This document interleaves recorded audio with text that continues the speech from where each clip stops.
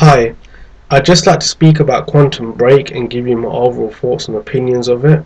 I got the game on release and I finished it the day after. So far, I've only played through the game once. I've beat it on hard and it took me about 12 hours and 47 minutes.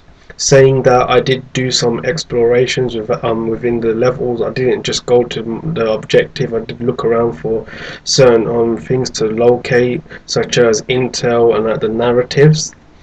Overall, I thought the game was quite solid. The story is interesting.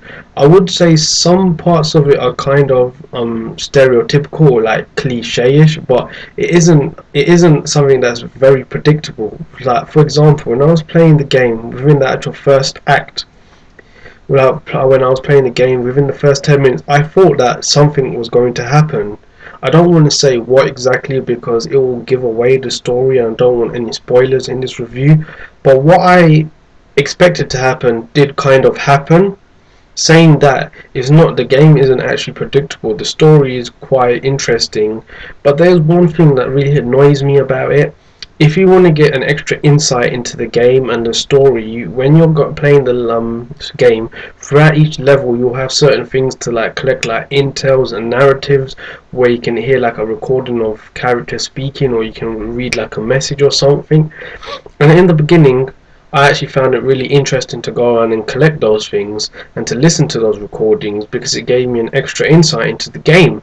But after a while, that thing becomes such a chore. You just get to the point where you want to just collect the intels and just look at the messages and just click out so you can get 100% in the level without actually reading because it becomes too overwhelming. And although I do think that doing those things does add something extra to the game, like it does give you an extra dimension to the story. I just feel like the way it was implemented, it was just too much reading. After a while it just became overwhelming. If they cut back on like the amount that you had to read, I think that would have been better. But yeah, and also I felt like the gameplay mechanics was quite good. There was only a few gripes that I had. Firstly was the cover system, which I know a lot of people have talked about. I would have preferred if I just pressed a button when I wanted to get in and out of cover instead of the automatic system that they had. Because I got into some situations where I was in like a fight, I was in a gun battle, and I thought I was covering behind a wall where I was fully exposed. And sometimes I would just go up to a wall and I wouldn't go into cover straight away, and because of that it got me killed. But the gun mechanics are good and the game is actually enjoyable. You won't Me personally, when I was playing the game, I didn't get to a point where I felt, oh, this is just boring. I was actually really interested and engaged in the game, which is definitely a plus for the game because you don't want something where you get bored over time. And the episodes that it has in the game are really good. They're really well done, and I thought to myself that they might be a chore to watch, or after a while you just want to skip them. But thankfully, it wasn't like that. They are really interesting and they keep you engaged. And I like how that you have options to choose, and depending on which option you choose depends on which episodes you see. I feel like that gave a real good dimension to the game. However, I do think that this game would have benefited from having multiple endings because it doesn't matter which options you choose throughout the game, the ending will always be the same, and I just feel like that was a missed opportunity for Remedy. I feel like if they would have had multiple endings depending on which options you chose, I feel like that would have been a better approach. And this game, I want to just speak about like the graphics. I played it on the Xbox One. I heard that there's some problems on the PC, and for a console, I think the graphics are quite decent. I wouldn't say it's anything that's mind blowing. I would say it's quite decent. I know a lot of people have said stuff like the Order 1886 is better graphically. I can't really say whether it is or it isn't because I haven't played the Order. But on console, the graphics are quite decent. I don't think they're like brilliant or like game changing, but they're not bad. If someone's a console gamer and they played the game, I think they'll be satisfied with the graphics of the game. You do get some frame drops here and there, but when I was playing it, I felt like it was actually quite solid for most of the time, although here and there were a few frame drops. And there's another thing that I'd like to discuss.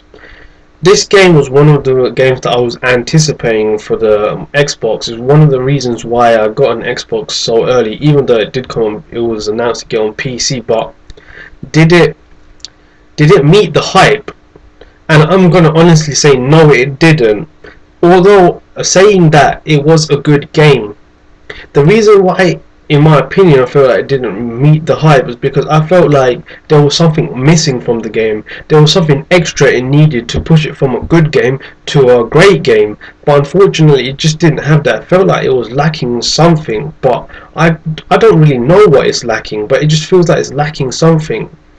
And even though it's not a great game, I would still say that if you're thinking of picking this game up, or you're really bored or something, you should actually get the game. However, I don't think it's a game that you really need to get right now, or you need to get day one. I feel like you should just wait. You should wait for a price drop before you get the game. And the reason I say that is because this whole game was like focused on the single player experience. And although I admit that single player experience was good, I feel like the game was too short. With other games, it's okay well, it's not okay, but it's understandable if the single player campaign is short and you have a multiplayer. But this game was fully focused on that. It doesn't have any other mode except for the single player campaign, and because of that, I felt like the single player campaign should have been longer. It did, in that sense, it did fall short. And I'm a type of gamer that normally plays games on normal. I played this game on hard, and for me, surprisingly, I didn't really find it that hard, which I was surprised. I thought it would have been a real hard challenge, but it wasn't. I did die on quite a good amount of times, but it wasn't as hard as I thought it would be. If I had to give this game a personal score, out of 10, for me personally, the score would be a 7 out of 10. It's a solid game, but it's nothing that's mind-blowing, and it's nothing that will that you have to get now. If you want the game, or you're thinking about getting it down the line, I would just say just wait for the game to drop in price and get it then, because I don't think a lot of people would be happy paying full price for the game because of the length of it. But it is a solid game. It does have some shortcomings. It does have some pitfalls, whatever you want to call it. But I do think that it's one of those games that you should play when you have the time or when it drops in price. And I feel like people will be satisfied with the game, especially if they get it for a discounted price. So yeah, that's my thoughts on it.